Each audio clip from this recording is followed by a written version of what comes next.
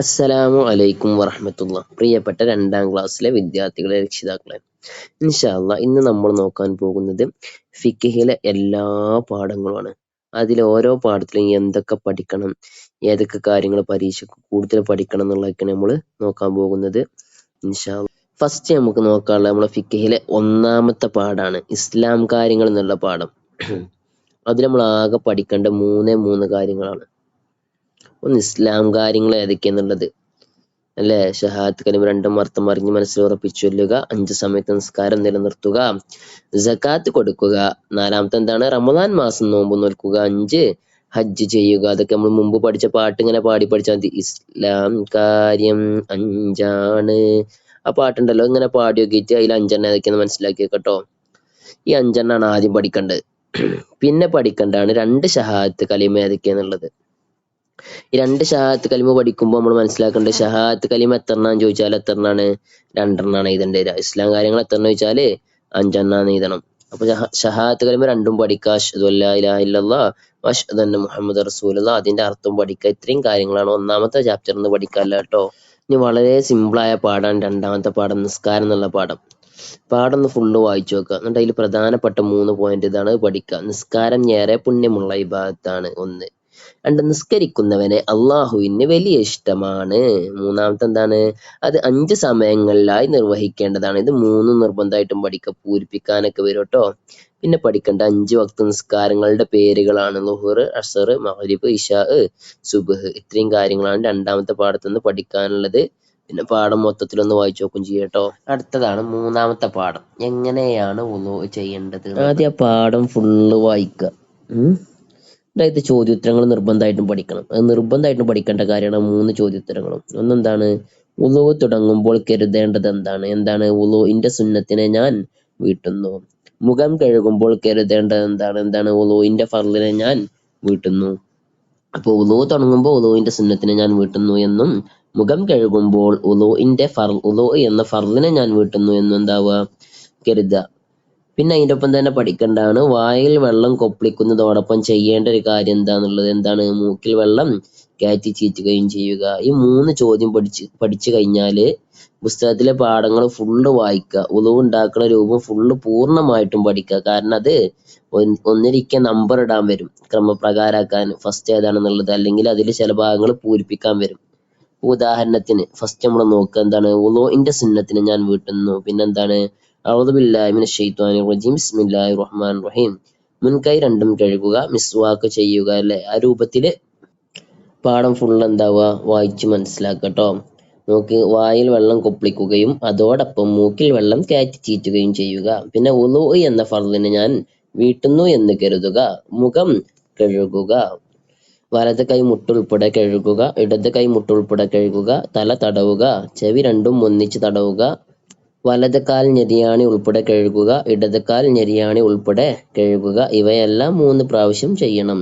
അപ്പൊ ഇതെല്ലാം മക്കളും എന്താവണം? ഈ പാഠത്തിലുള്ള എല്ലാതും ഫുള്ള് കാണാതെ പഠിക്കന്നെ വേണം, അതിന്റെ ഓർഡർ അനുസരിച്ച്. കാരണം നമുക്ക് ഒന്നിരിക്കെ എന്താവും, പരീക്ഷ പേപ്പറിൽ വുളൂഇന്റെ അത് ക്രമപ്പെടുത്താനുണ്ടാവും. നമുക്ക് അരക്കൊല്ല പരീക്ഷയ്ക്ക് ചോദിച്ച മാതിരി നമ്പർ ഇടാനുണ്ടാവും.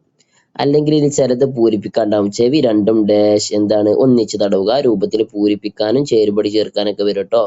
അപ്പൊ നല്ല രീതിക്ക് പഠിക്കാം 3ാം പാഠം. അതുപോലെ നമ്മൾ ആദ്യം പറഞ്ഞ 3 ക്വസ്റ്റ്യൻസ് നിർബന്ധമായിട്ടും പഠിക്കട്ടോ. ഇനി നമുക്ക് പഠിക്കാനുള്ളത് 4ാമത്തെ പാഠാണ്, വുളൂ മുറിയുന്ന കാര്യങ്ങൾ എന്നുള്ള പാഠം. അതിൽ നമ്മൾ ആദ്യം പഠിക്കേണ്ട വുളൂ മുറിയുന്ന 4 കാര്യങ്ങൾ ഏതൊക്കെയാന്നുള്ളതാണ്. ഏതൊക്കെയാണ്? 1, മലമൂത്ര ദ്വാരങ്ങളിലൂടെ മനീയല്ലാത്തവ പുറപ്പെടുക. 2ാമത്തെ, ബുദ്ധിയുടെ വകതിരിവ് നീങ്ങുക. ഇത് പഠിക്കുമ്പോ തന്നെ ബുദ്ധിയുടെ വകതിരിവ് നീങ്ങുന്ന കാര്യങ്ങളും കൂടെ നമ്മൾ പഠിക്കണം. 4 ഏതൊക്കെയാണ്? ഉറക്കം, ഭ്രാന്ത്, ബോധക്ഷയം, മത്ത്. ഈ 4 കാര്യങ്ങൾ കൊണ്ട് എന്താവും? ബുദ്ധിയുടെ വകതിരിവ് നീങ്ങും. അപ്പൊ ഒരു പക്ഷെ പരീക്ഷയ്ക്ക് ചോദിക്കുക, ബുദ്ധിയുടെ വകതിരിവ് നീങ്ങുന്ന കാര്യങ്ങൾ ചോദിച്ചാൽ ഇതാണ് എഴുതേണ്ടത്. വുളൂ മുറിയുന്ന കാര്യങ്ങൾ ചോദിച്ചാലാണ് നമ്മൾ ബാക്കി 4 എഴുതേണ്ടത്. 2 നേരത്തെ പറഞ്ഞു. 3ാമത്തെ എന്താണ്? മുൻകൈയിന്റെ പള്ള കൊണ്ട് മനുഷ്യന്റെ ഗുഹ്യസ്ഥാനം തൊടുക, വലിയവരായ അന്യസ്ത്രീ പുരുഷന്മാരുടെ തൊലി തമ്മിൽ തൊടുക. ഈ 4 വുളൂ മുറിയുന്ന കാര്യങ്ങൾ. അപ്പൊ നല്ലോണം മനസ്സിലാക്കി പഠിക്കട്ടോ, നമ്മുടെ മാർക്ക് നഷ്ടമാവരുത്. അപ്പൊ നല്ലോണം വീണ്ടും വീണ്ടും പഠിച്ചുകൊണ്ടേ ഇരിക്കട്ടോ. അതുപോലെ തന്നെ ഈ പാഠത്തുനിന്ന് ഉളു മുറിയുന്ന കാര്യങ്ങൾ, അതുപോലെ ബുദ്ധിയുടെ വകതിരിവ് നീങ്ങുന്ന കാര്യങ്ങൾ, ഇതിന് പുറമെ ചോദിക്കാൻ ചാൻസ് ഉള്ള ചോദ്യങ്ങളാണ് മുൻകൈയിന്റെ ഏത് ഭാഗം കൊണ്ട് ഗുഹ്യസ്ഥാനം തൊട്ടാലാണ് ഉളു മുറിയുക എന്നുള്ളത് നമ്മൾ പഠിച്ചതാണല്ലോ അല്ലേ. ഏത് ഭാഗം കൊണ്ടാണ്? മുൻകൈയിന്റെ പള്ള കൊണ്ട്. അതുപോലെ മക്കൾ മാതാപിതാക്കളെ തൊട്ടാൽ ഉളു മുറിയുമോ? ഇല്ല എന്നാണ് കേട്ടോ അതിന്റെ ആൻസർ എഴുതേണ്ടത്. അപ്പൊ രക്ഷിതാക്കൾ ഇത് പഠിച്ചു കഴിഞ്ഞാൽ കുട്ടികൾ പൂരിപ്പിക്കാൻ കിട്ടുന്നുണ്ടോ എന്നും കൂടെ നോക്കണം. ഈ ഉളു മുറിയുന്ന കാര്യങ്ങൾ നാലും കുട്ടികൾക്ക് പൂരിപ്പിക്കാൻ കിട്ടുന്നുണ്ടോ എന്നും കൂടെ നോക്കണം. എന്നാൽ എന്താവും, നമുക്ക് പൂർണ്ണമായിട്ട് ഈ പാഠം പഠിച്ചു കഴിയും കേട്ടോ. ഇനി 5ാമത്തെ പാഠാണ് ബാങ്കും ഇക്കാമത്തും. എല്ലാരും കേട്ടിട്ടുണ്ടാവും അല്ലെ ബാങ്കൊക്കെ, ഇക്കാമത്തും കേട്ടിട്ടുണ്ടാവും. ഒരു കൂടുതൽ വിദ്യാർത്ഥികളും ബാങ്കും ഇക്കാമത്തും കേട്ടോലേക്കാരല്ലേ. അപ്പൊ ബാങ്ക് ഫുള്ള് പൂർണ്ണമായിട്ട് പഠിക്കുക. ചിലപ്പോൾ ഓർഡർ തെറ്റിച്ച് കൊടുത്തുങ്ങാണ്ട് നമ്പർ ഇടാനുണ്ടാവും, അല്ലെങ്കിൽ പൂരിപ്പിക്കാനുണ്ടാവും, അല്ലെങ്കിൽ ഇതിന്റെ ബാക്കി എഴുതാനുണ്ടാവും. അതുപോലെ ഇക്കാമത്തിന്റെ വചനങ്ങളും ഫുള്ള് പഠിക്കുക. ഒക്കെ അവിടെ സ്ക്രീനിൽ കൊടുത്തിട്ടുണ്ട്, നോക്കി പഠിക്കട്ടോ, അല്ലെങ്കിൽ പുസ്തകത്തിൽ നോക്കിയിട്ട് പഠിക്കുക. ഈ ഭാഗത്തുനിന്ന് പഠിക്കേണ്ട ചോദ്യോത്തരങ്ങളാണ് ഇനി പറയാൻ പോണത്. അപ്പോൾ ഇതിൽ നിന്ന് ഈ പാഠത്തിൽ നിർബന്ധമായിട്ടും പഠിക്കേണ്ട ചോദ്യങ്ങൾ കേട്ടോ. ഒന്നാമത്തെ എന്താണ്? ഇക്കാമത്തിൽ മാത്രമുള്ള വചനങ്ങൾ ഏതാണെന്നുള്ളതാണ്. ഇക്കാമത്തിൽ മാത്രമുള്ള വചനം ഏതാണ്? കദ്കാമത്തി സ്വലാത്തി, കദ്കാമത്തി സ്വലാത്ത് എന്നുള്ള കേട്ടോ. അപ്പോൾ നിർബന്ധമായി. അടുത്ത ചോദ്യമാണ്, സുബ്ഹി ബാങ്കിൽ മാത്രം 2 തവണ പറയേണ്ട കലിമത്തുകൾ ഏതാണ്? അസ്സലാത്തു ഖൈറും മിനന്നൗം. സുബ്ഹി ബാങ്കിൽ മാത്രമല്ല പറയേണ്ടത്, അപ്പൊ അതും പഠിക്കട്ടോ. പിന്നെ ഇക്കാമത്ത് മാത്രം സുന്നത്തുള്ളൂ ആർക്കാണ്? സ്ത്രീകൾക്ക്. ബാങ്കും ഇക്കാമത്തും സുന്നത്താണ് ആർക്ക്? പുരുഷന്മാർക്ക്. അപ്പൊ ഇത്രയും കാര്യങ്ങളാണ് ഈ 5ാം പാഠത്തുനിന്ന് പഠിക്കാനുള്ളത്. ഇത് പഠിക്കുക, അതോടൊപ്പം പാഠം ഒന്ന് വായിച്ചു നോക്കും ചെയ്യാട്ടോ. ഇനി നമ്മൾ പഠിക്കാൻ പോകുന്നത് 6ാം പാഠാണ്, നമുക്ക് നിസ്കരിക്കാം എന്നുള്ള പാഠം. പാഠം നല്ല രീതിക്ക് ഫുള്ള് പൂർണ്ണമായിട്ടും വായിക്കുക. നിസ്കരിക്കുക എന്നുള്ളത് വജ്ജഹത്ത് മുതല്, നിസ്കാരം തുടങ്ങുന്നത് മുതല് എങ്ങനെയാണോ പറയണത് നീയത്തടക്കം അത് ഫുള്ള് പൂർണ്ണമായിട്ട് വായിക്കുക. എന്നിട്ട് ഈ പറയുന്ന ചോദ്യോത്തരങ്ങൾ പഠിക്കട്ടോ. ളുഹർ നിസ്കാരത്തിന്റെ നീയത്ത് എന്താണ്? മുസല്ലി ഫർളു ളുഹ്രി 4 റക്അത്തിൻ മുതവജ്ജിഹൻ ലിൽ ഖിബ്ലത്തി അദാ ലില്ലാഹി തആല. അപ്പൊ അതോടൊപ്പം പഠിക്കേണ്ട മറ്റൊരു കാര്യമാണ് എന്ത്? ബാക്കി 4 വക്ത് നിസ്കാരങ്ങളുടെ നീയത്തും പഠിക്കണം കേട്ടോ. അടുത്ത ചോദ്യമാണ്, നിന്ന് നിസ്കരിക്കണം ആരാണ് നിന്ന് നിസ്കരിക്കണ്ടേ? നിൽക്കാൻ കഴിയുന്നവർ നിന്ന് നിസ്കരിക്കണം. പിന്നെന്താണ്? മുസല്ലി ഫർളൽ ളുഹ്രി 4 റക്അത്തിൻ മുതവജ്ജിഹൻ ഇലൽ ഖിബ്ലത്തി അദാ ലില്ലാഹി തആല. അതിന്റെ അർത്ഥം എന്താണ് എന്നാണ്. അർത്ഥം എഴുതാൻ ചോദിച്ചിരിക്കുകയാണ്. പുസ്തകത്തിലുണ്ടല്ലോ അല്ലേ. എന്താണ്? ളുഹർ എന്ന ഫർള് 4 റക്അത്ത് ഖിബ്ലക്ക് മുന്നിട്ട് അദാ ആയി അള്ളാഹുവിന് വേണ്ടി ഞാൻ നിസ്കരിക്കുന്നു.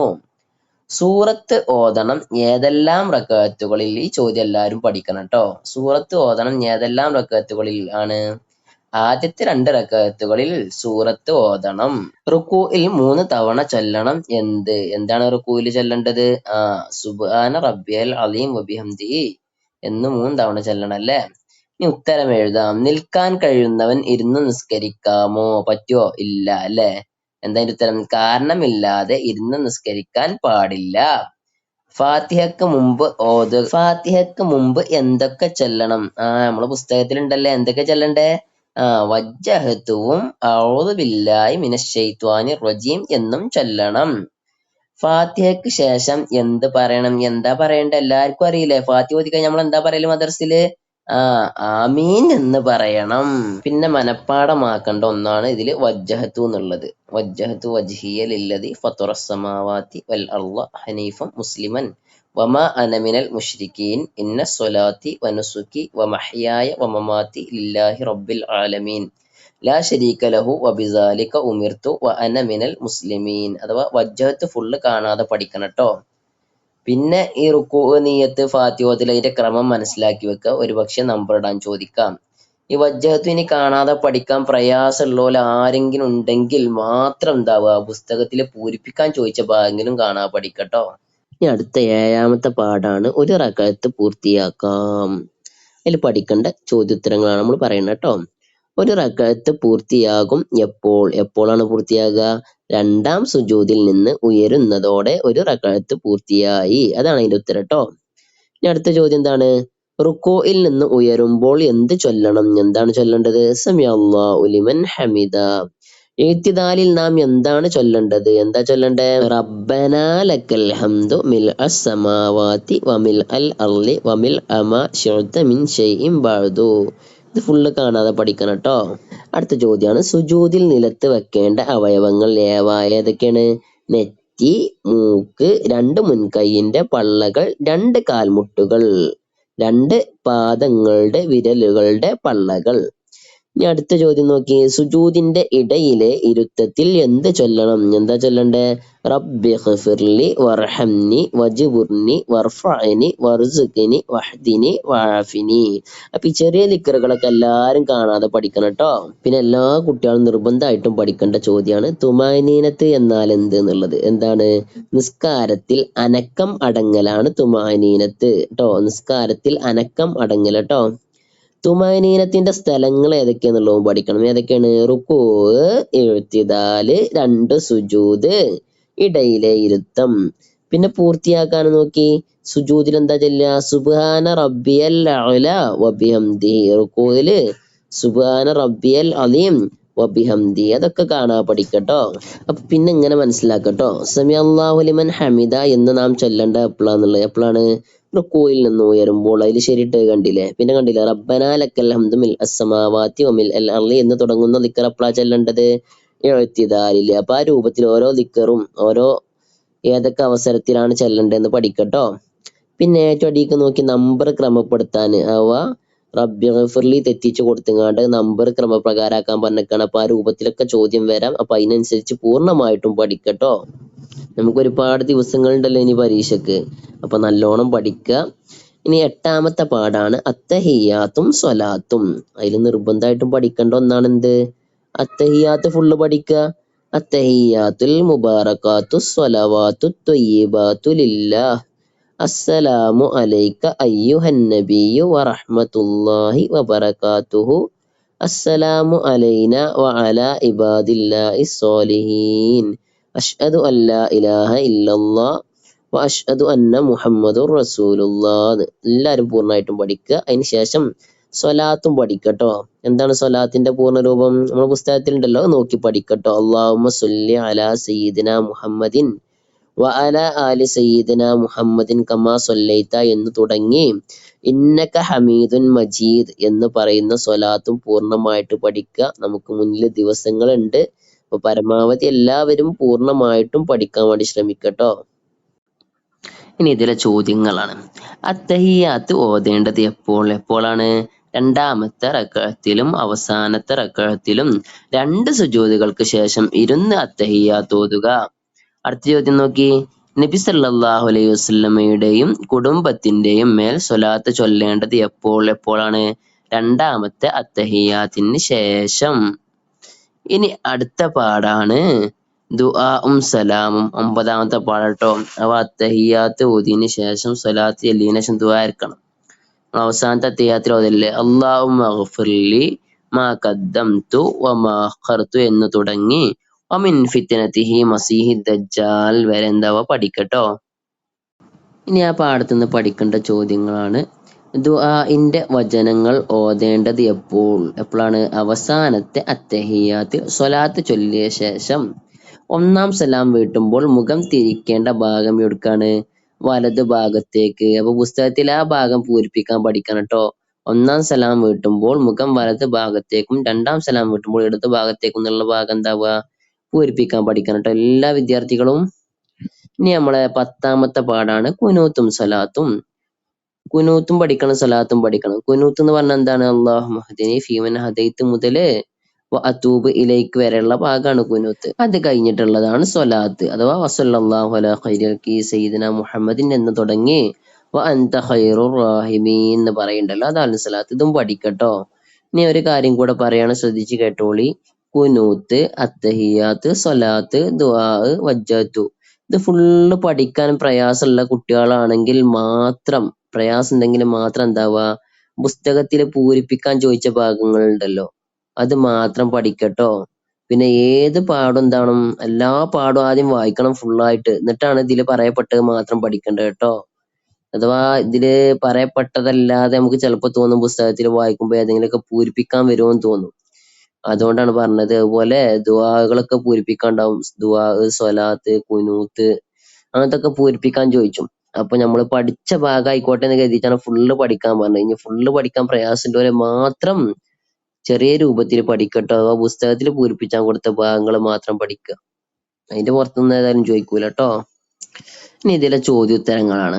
എന്താണ്? സുബ്ഹി നിസ്കാരത്തിൽ പ്രത്യേകമായി ചൊല്ലേണ്ടത് എന്താണ്? കുനൂത്ത്. കുനൂത്തിന് ശേഷം എന്താണ് ചൊല്ലേണ്ടത്? എന്താ ചൊല്ലേണ്ടത്? നബി സല്ലല്ലാഹു അലൈഹി വസല്ലമയുടെയും കുടുംബത്തിന്റെയും മേൽ സലാത്തും സലാമും ചൊല്ലണം. പിന്നെ ക്രമമായി ക്രമീകരിക്കാനല്ല നമ്മളെ പുസ്തകത്തിൽ വബാരിക് ലി ഫീമാ അത്തൈത്ത് അസ്തഗ്ഫിറുക വഅതൂബു ഇലൈക വഖിനി ശർറ മാ ഖദൈത്ത്. അതും ആ പൂരിപ്പിക്കാനുള്ളതൊക്കെ പഠിക്കട്ടോ. പ്രയാസമുള്ളവര് കുനൂത്ത് ഫുള്ള് പഠിക്കാൻ പ്രയാസമുള്ളവര് പഠിക്കട്ടോ. ഇനി നമ്മുടെ അവസാനത്തെ പാഠാണ് 11ാമത്തെ പാഠം, നിസ്കാരം മനോഹരമാക്കാം. അതിലാ പറയണ എല്ലാ പോയിന്റും പഠിക്കണം. അത് പൂരിപ്പിക്കാണ്ടാവും. അതുപോലെ പട്ടികയിൽ നിന്ന് തെരഞ്ഞെടുത്ത് എഴുതാന്, ബ്രാക്കറ്റിൽ നിന്ന് തെരഞ്ഞെടുത്ത് എഴുതാനൊക്കെ ഉണ്ടാവും ട്ടോ. വൃത്തിയുള്ള സ്ഥലത്ത് നിസ്കരിക്കുക. അതുപോലെ ശരിയിടാനൊക്കെ ഉണ്ടാവും. വൃത്തിയും ശുദ്ധിയുമുള്ള വസ്ത്രം ധരിക്കുക. തലയും പിരടിയും മറക്കുക. അപ്പൊ അതൊക്കെ ഫുള്ള് വായിച്ചു നോക്കണം കേട്ടോ പുസ്തകത്തിലത്. പുസ്തകത്തിൽ തന്നെ ശരിയിടാനുള്ള ഒരു ഭാഗമുണ്ട് ആ പാഠത്തിന്റെ അവസാനം. അപ്പൊ അതൊക്കെ നോക്കി പഠിക്കണം. ഇതുമായി ബന്ധപ്പെട്ടിട്ട് നമ്മളെ മോഡൽ പേപ്പറിൽ, നമ്മളെ ചാനലിൽ അപ്ലോഡ് ചെയ്ത മോഡൽ പേപ്പറിൽ ഒരു ക്വസ്റ്റ്യൻസ് ഉണ്ട് ശരി അടയാളപ്പെടുത്താൻ, ശരിയും തെറ്റി അടയാളപ്പെടുത്താൻ. അപ്പൊ അത് നോക്കിയിട്ട് ആ രൂപത്തിലൊക്കെ ഇത് എന്താവുക, പഠിക്കട്ടോ. എന്നാൽ അത് പഠിക്കാൻ വളരെ സുഖിയക്കാരൻ എങ്ങനെ പഠിക്കണ്ടെന്ന് മനസ്സിലാവും. അതുപോലെ തന്നെ ഫിഖിൽ പഠിക്കേണ്ട മറ്റൊരു കാര്യമാണ് നമ്മൾ നിസ്കാരത്തിന്റെ ക്രമം. ഫസ്റ്റ് എന്താണ്, രണ്ടാമത്തെ ഏതാണ്, മൂന്നാമത്തെ ഏതാണെന്നുള്ളത് അവിടെ ജസ്റ്റ് കൊടുത്തുകൊണ്ട് നിയ്യത്ത്, തക്ബീറത്തുൽ ഇഹ്റാം, റുക്കൂ, ഇഅ്തിദാല്, സുജൂദ്, ഇടയിൽ ഇരുത്തം, അത്തഹിയ്യാത്ത്, സലാം വീട്ടൽ. എങ്ങനെയാണ് ക്രമം എന്നുള്ളത് 8 എണ്ണം. അത് ചിലപ്പോൾ തെറ്റിച്ച് കൊടുത്തിങ്ങാണ്ട് ശരിയാക്കാൻ പറയും, അല്ലെങ്കിൽ നമ്പർ ഇടാൻ പറയും. അപ്പൊ അതൊക്കെ നല്ലോണം പഠിക്കട്ടോ. അതുപോലെ വലിയ പ്രയാസമുള്ള ദുആകളും ദിക്റുകളും ഒക്കെ പ്രയാസമുള്ളവര് പുസ്തകത്തിൽ പൂരിപ്പിക്കാൻ വന്ന ഭാഗം പഠിക്കുക. അല്ലാഹു സുബ്ഹാനഹു വ തആല അർഹമായ വിജയം നൽകി അനുഗ്രഹിക്കുമാറാവട്ടെ. വീഡിയോ നിങ്ങൾക്ക് ഉപകാരപ്പെടുകയാണെങ്കിൽ 2ാം ക്ലാസ്സിലെ വിദ്യാർത്ഥികൾക്കൊക്കെ ഷെയർ ചെയ്ത് കൊടുക്കുക. ഇൻഷാ അല്ലാഹ്. അസ്സലാമു അലൈക്കും.